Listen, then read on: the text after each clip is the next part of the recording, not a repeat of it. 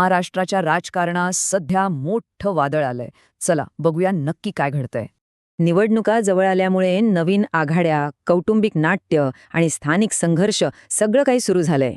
सध्या नवीन भागीदाऱ्या होत आहेत, तर जुन्या नात्यांची कसोटी लागतीये. राजकीय समीकरणं पूर्णपणे बदलतायत. सगळ्यात मोठी बातमी म्हणजे काँग्रेस आणि वंचित आघाडी एकत्र येण्याची शक्यता आहे. लवकरच घोषणा होऊ शकते. पण दुसरीकडे ठाकरे बंधूंमधल्या चर्चेत काही महत्त्वाच्या जागांवरून मोठा पेच निर्माण झालाय. दोन्ही पक्षांना दादर आणि प्रभादेवीची जागा हवीये आणि इथेच खरा वाद सुरू झालाय. आता या धोरणात्मक खेळींच्या पलीकडे बारामतीमध्ये एक मोठं राजकीय नाट्य घडताना दिसते. उद्योगपती गौतम अदाणी यांच्या स्वागतासाठी संपूर्ण पवार कुटुंब एकाच कार्यक्रमात एकत्र आलेलं दिसलं.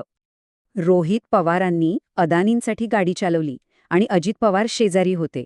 जणू काही सगळं आलबेल आहे.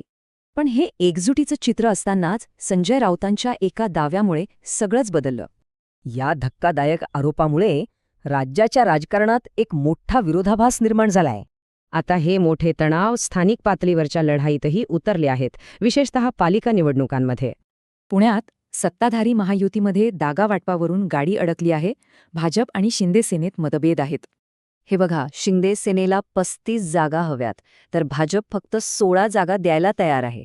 एकीकडे वाटाघाटी सुरू आहेत, तर दुसरीकडे अजित पवारांची राष्ट्रवादी काँग्रेस मुंबईत 35 उमेदवारांची यादी जाहीर करण्याच्या तयारीत आहे. आता या पक्षीय राजकारणात वैयक्तिक नाट्यही रंगले. रवींद्र धंगेकरांचा मुलगा अपक्ष लढण्याच्या तयारीत आहे. रवींद्र धंगेकरांनी म्हटलंय, माझा मुलगा लढणारा कार्यकर्ता आहे. यामुळे भाजपची डोकेदुखी वाढू शकते. आता पक्षांच्या राजकारणापलीकडेही काही वाद सुरू आहेत, जे वातावरण तापवत आहेत.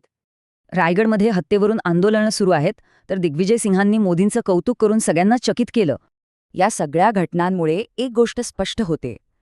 आघाड्या, स्पर्धा आणि अंतर्गत वाद यामुळे राजकीय वातावरण सतत बदलतंय. निवडणुका तोंडावर आहेत, पण ही राजकीय समीकरणं टिकतील का? हाच खरा प्रश्न आहे.